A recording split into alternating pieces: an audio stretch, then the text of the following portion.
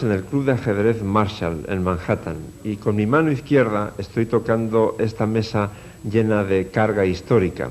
Lo hago con mucho respeto, porque en esta mesa se jugó la famosísima partida entre Frank Marshall, el ilustre jugador que dio su nombre a este club, y el campeón del mundo José Raúl Capablanca. Esa fue la primera partida correspondiente al torneo de Nueva York de 1918, en la que se jugó el gambito Marshall en la apertura española. Aquella vez Capablanca supo defenderse muy bien del ataque de Marshall y terminó ganando. Y el gambito, digamos que se aparcó durante unos 20 años, casi nadie lo usaba en la práctica magistral, hasta que allá por la década de los 40 lo revitalizaron con unos análisis más profundos que demostraban que las negras podían conseguir ataques realmente muy peligrosos a cambio de sacrificar un peón. Incluso hoy en día el gambito Marshall es un arma bastante temible y muy útil para jugadores, digamos, incisivos, agresivos, que normalmente consiguen una gran compensación a cambio del peón que entregan. Pero Frank Marshall no solamente fue famoso por ese gambito que él inventó, en realidad fue uno de los mejores jugadores del mundo, se mantuvo entre los 10 mejores del mundo a partir de 1904 durante 20 años aproximadamente. Decían de él que recordaba a un personaje de las obras de Shakespeare que fumaba enormes puros habanos y que solía irse a la cama con un tablero de ajedrez para el caso de que se le ocurriese una idea genial cuando estaba durmiendo y así podía reproducirla rápidamente en el tablero. En cuanto a su estilo de juego, era, como se deduce del gambito Marshall, un estilo muy agresivo, combinativo, siempre en búsqueda de la belleza y por lo tanto muy apreciado por los aficionados.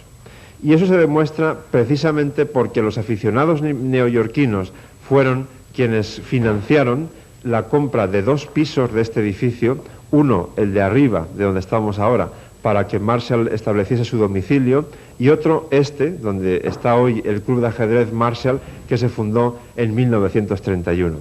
Por eso digo que este club está realmente lleno de historia en todas sus paredes. Lo que sé es que siempre había mucha gente que quería formar parte del club. Algunos han muerto o se han marchado. Verá, yo he sido artista y al village se le conoce como un centro de artistas. Por eso vine aquí, porque aquí vivían artistas famosos y aún viven. No solo Mark Twain, están Mary Me Cotty en la calle Gage, Cummings en Fashion Place, John Reed, que estuvo en Rusia, también en Fashion Place. Cruzando la calle estaba la actriz Kathleen Turner. Tenía ese ambiente y a la gente le gustaba estar aquí. Había unas reuniones justo enfrente, en el número 54. Se podían ver los tragaluces. Allí estaba también Winslow Homer, el famoso artista de paisajes marinos de América. Sí, se reunían y era muy conocido. Y en los bloques cercanos, todas eran casas de artistas. Es quizás una calle sagrada.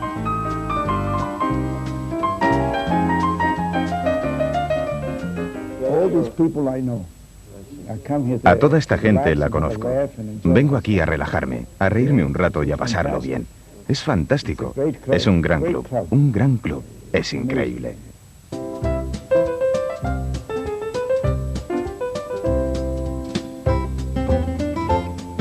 Como en casi todos los órdenes de la vida, en el ajedrez la rutina también puede llegar a ser peligrosa.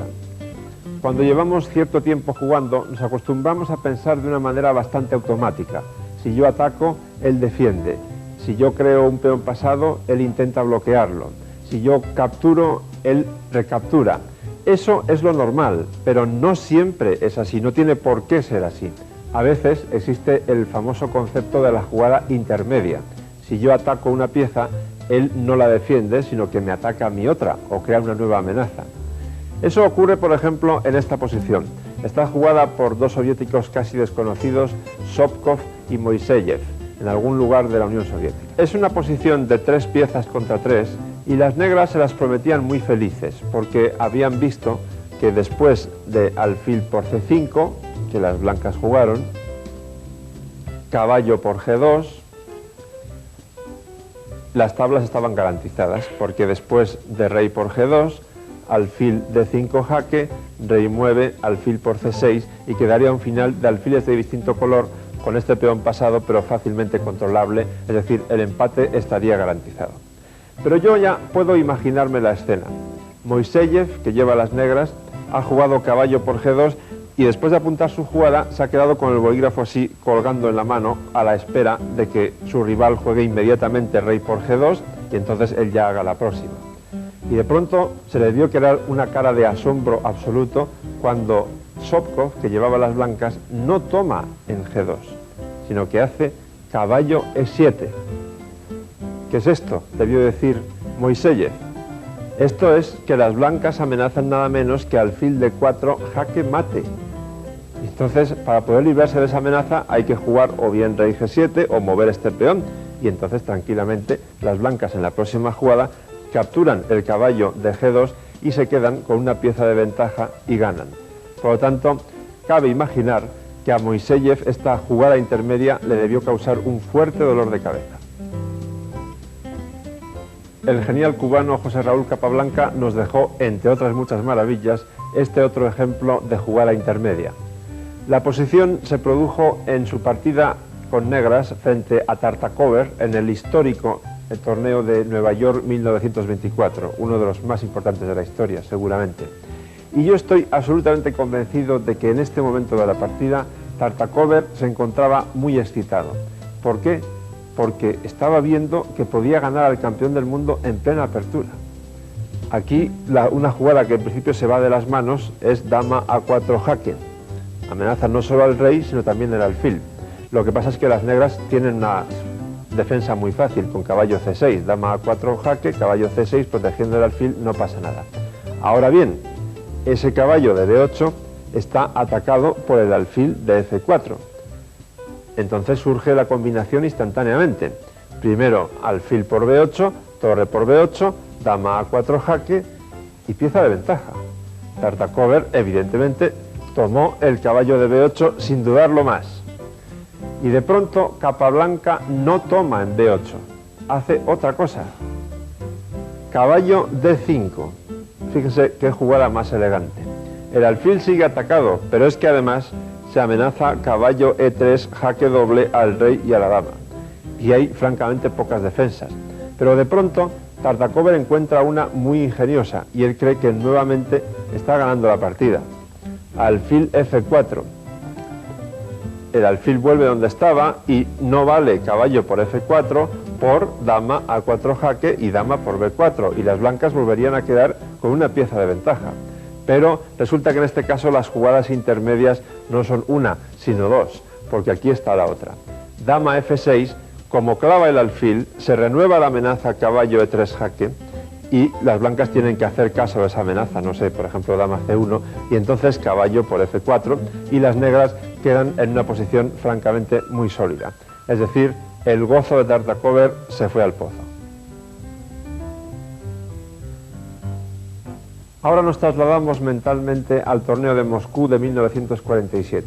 Estamos ante la partida Simagin-Aronin y hay bastante tensión en el tablero, como pueden ver, porque bueno, la posición del rey negro es bastante expuesta, este caballo puede amenazar con saltos peligrosos, la torre está dominando la columna B, este alfil ocupa especialmente una diagonal fortísima, la dama está lista para entrar al ataque, pero eso no es todo, porque las negras también pueden tener cierto contrajuego con la columna H abierta sobre el punto H2. La dama negra puede incorporarse al ataque también. En fin, la cosa no parece estar muy clara. Pero de pronto Simagin, que juega con blancas, cree que ha visto una jugada maravillosa. Y realmente el corazón empieza a latirle muy deprisa. Lo que ha visto y lo que hace, de hecho, es torre por B7. Y se levanta muy ufano a pasear por el escenario porque está seguro de que la partida está ganada. ¿Por qué? Porque se amenaza por una parte dama por A4, o sea, se amenaza con capturar la dama, y no vale dama por A4 por alfil G6 jaque mate. La jugada parece magnífica y sin embargo no gana, porque Aronin tiene previsto un recurso oculto. Contra torre por B7 ni se come la torre ni se come la dama, hace simplemente E4. Y ahora amenaza el abrecierra, el famoso abrecierra, que consiste en jugar alfil H2 jaque, única rey H1, y ahora las negras abren y cierran la acción del alfil y hacen tablas por jaque continuo. Por lo tanto, Simagin no pudo ganar la partida y una vez más se demuestra que hay que tener mucho cuidado con las jugadas intermedias, porque si no, uno puede llevarse fuertes disgustos.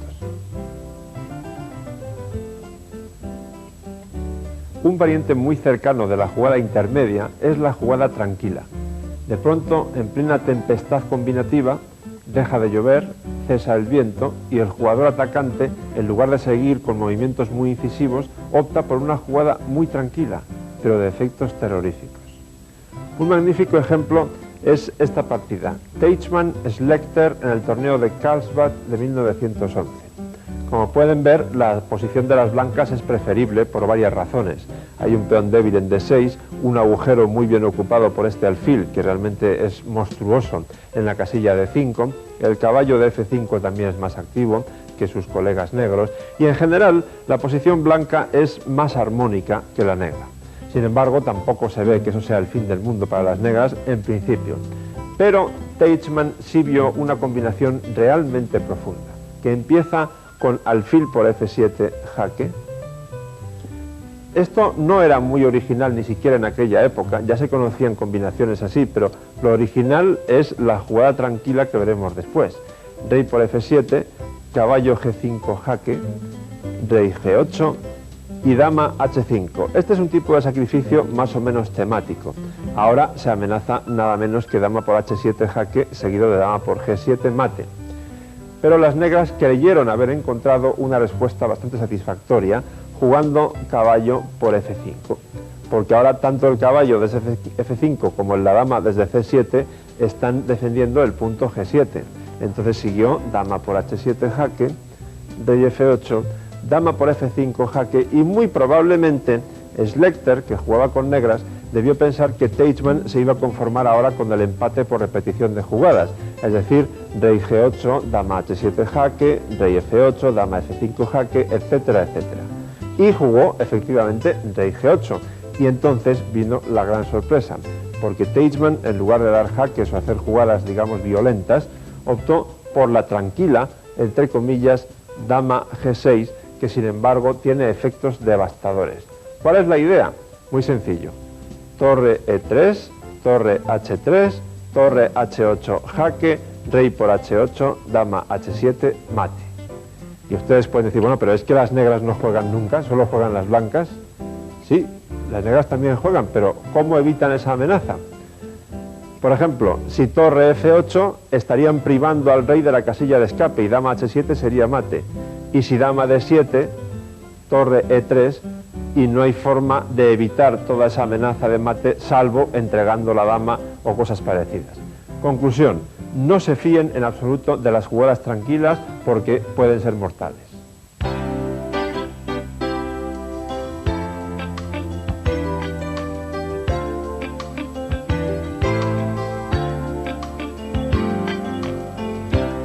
Max Euber, holandés, poseedor del título en el periodo 1935-1937, doctor en matemáticas, fue el único campeón que nunca tuvo al ajedrez como principal profesión.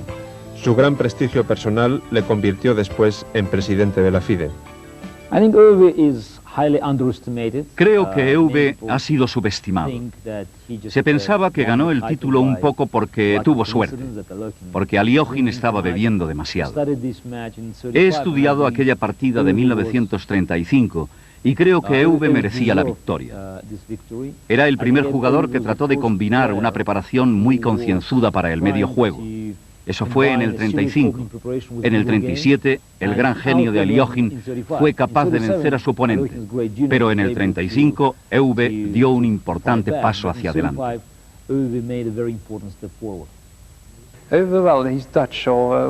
Es holandés y tenemos que apoyarle. Decimos que fue el campeón mundial más débil y durante menos tiempo. Pero en Holanda es diferente. Hizo muy popular al ajedrez y lo hizo sin ser profesional. Por eso es muy especial para nosotros. Creo que fue cosa de suerte que fuera campeón mundial. Sé que los holandeses se enfadarían conmigo por decir esto, pero es difícil compararle con los precedentes. Aunque era bueno, tenía algunas partidas muy buenas. Un ajedrez clásico.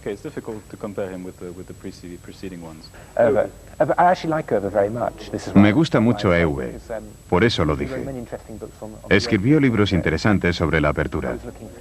Encontré ahí una de mis aperturas preferidas, entre las sugeridas, escrito hace 50 años y aplicable hoy.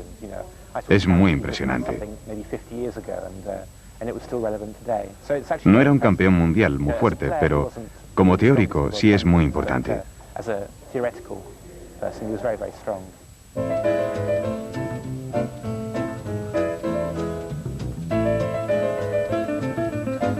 Vamos a ver un tema que cuando conseguimos realizar sobre el tablero nos produce una sensación de enorme euforia, tanto como para decir aquello de qué bonito es el ajedrez, y una sensación, por cierto, totalmente opuesta a la que sentimos después de perder una partida que hemos tenido estratégicamente ganada.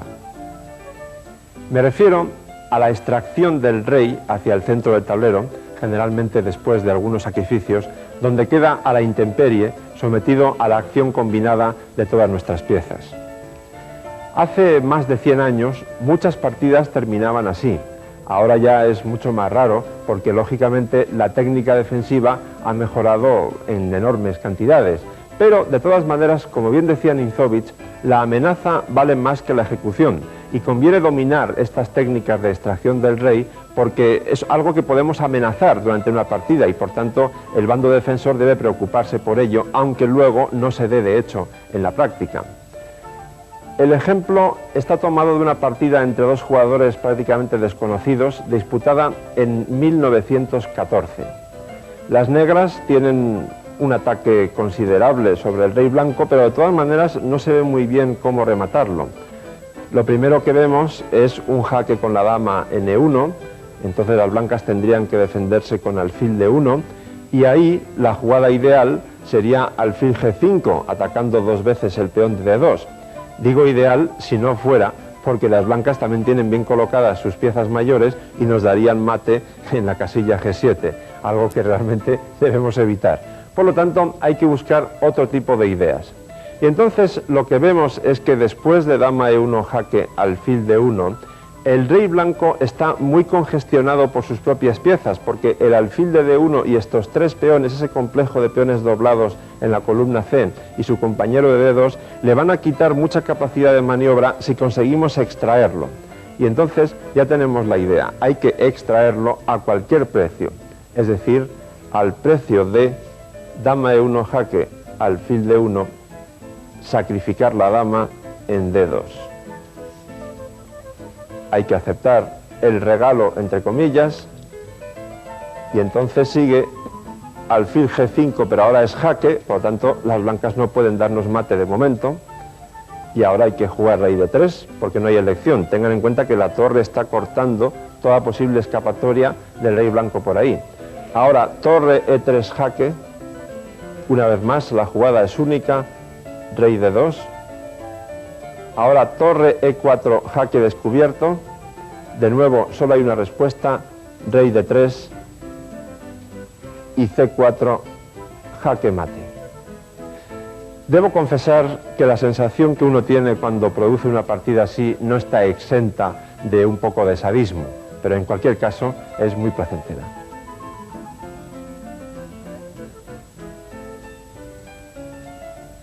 Para asentar bien las ideas, vamos a ver otro ejemplo de extracción del rey para aprovechar la acción de un alfil en la gran diagonal.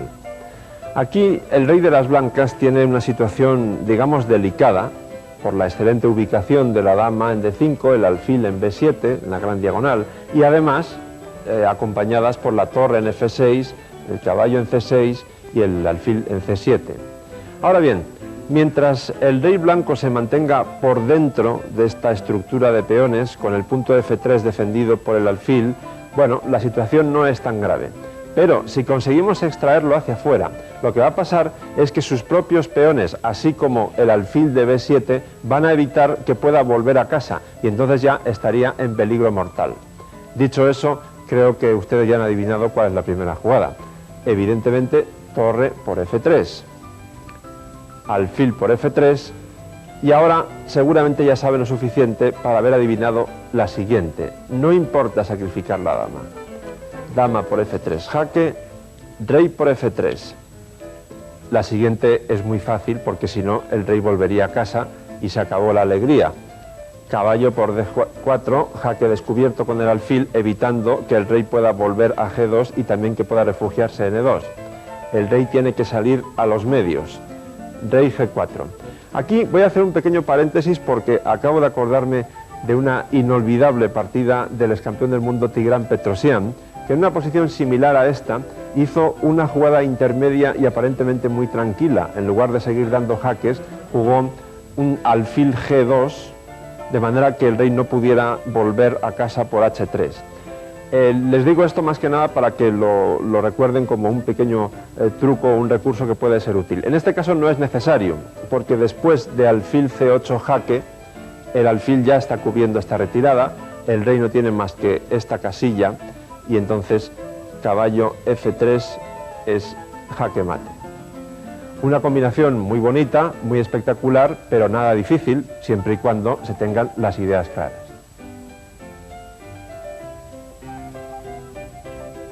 Lo que van a ver ahora es una posición muy fácil para alguien que esté en el nivel avanzado de conocimientos y además es muy improbable que se dé en alguna de sus partidas.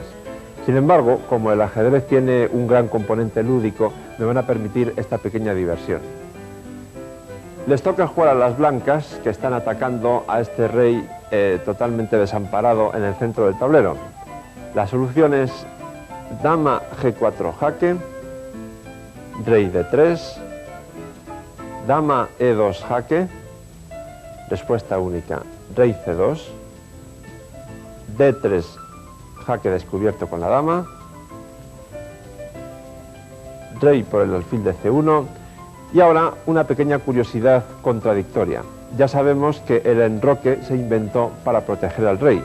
Seguramente su inventor nunca pensó que con el enroque además se puede dar jaque mate. El rey en la octava fila, es decir, la primera de las blancas, ha recibido jaque mate. Les deseo fervientemente que ustedes sean capaces o que tengan la oportunidad de dar este mate en una de sus partidas.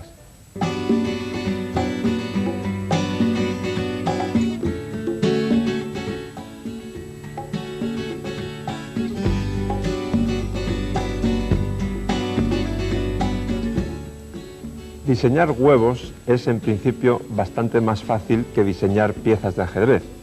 Ahora bien, si intentamos diseñar huevos que recuerden a las piezas de ajedrez y además con un concepto bastante sencillo, como ocurre con estas piezas que tengo en el tablero ahora mismo, entonces la cosa se complica.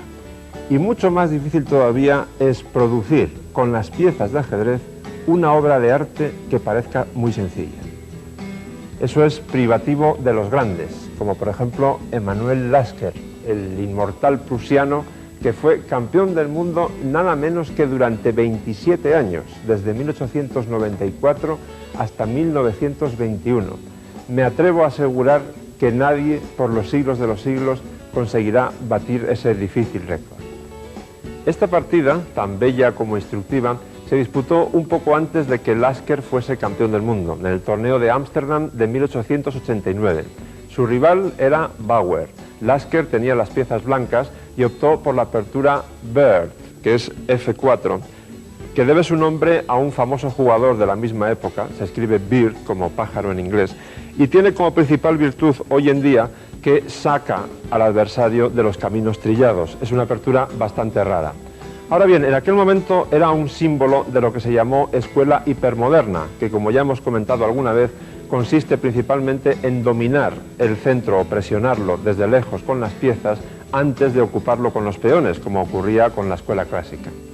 El caso es que Bauer a F4 contestó D5 y ahora ya las blancas tienen un plan muy claro que consiste en el dominio de la casilla E5. Esa va a ser la casilla clave de la partida o al menos de su primera fase.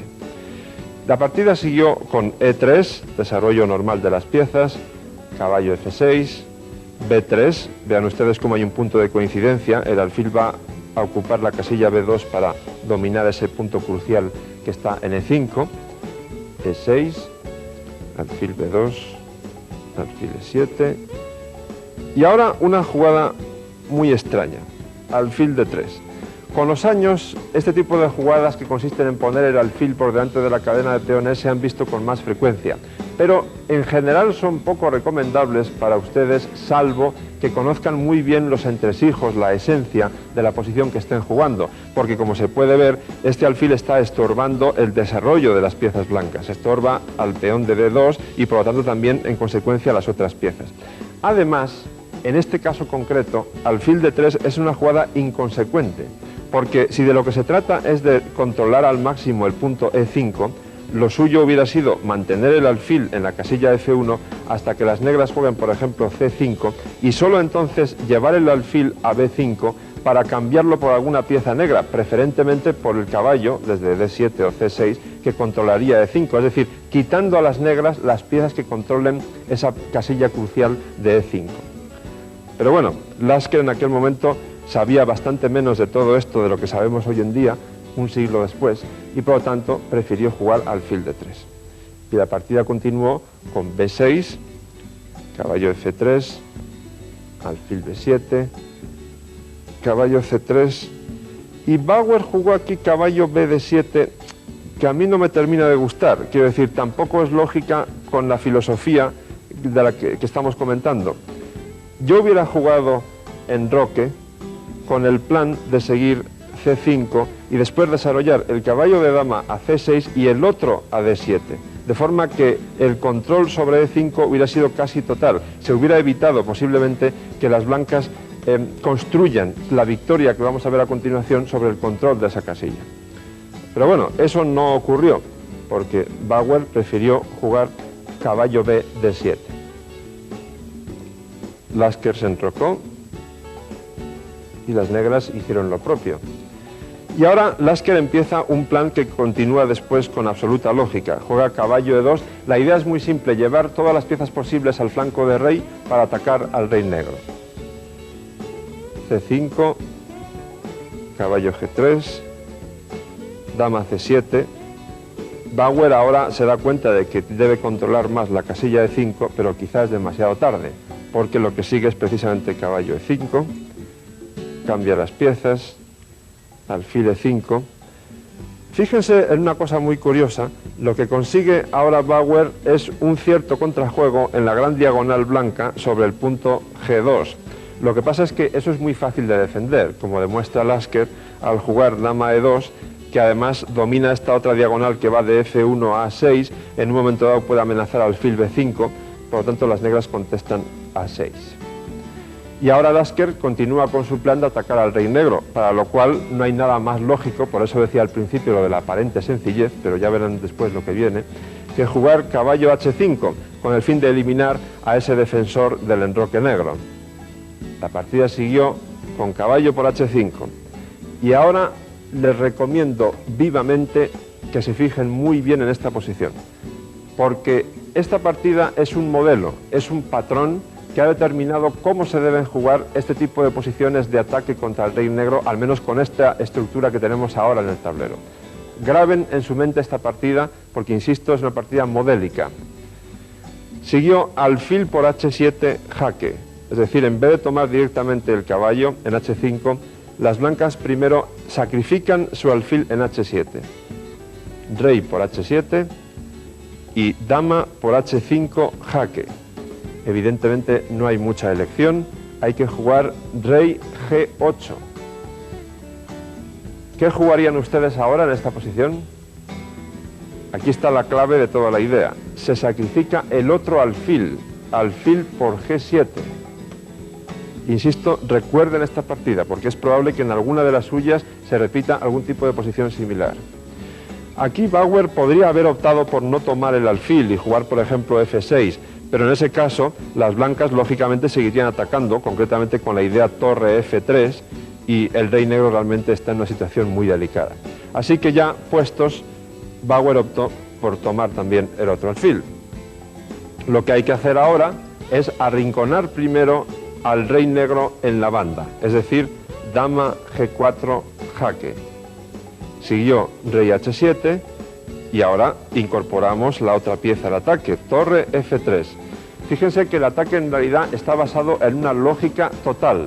Lo que hemos hecho es entregar los dos alfiles por los dos peones que protegían al rey negro del enroque, y así hemos desnudado, digamos, esas dos columnas para atacar al rey negro.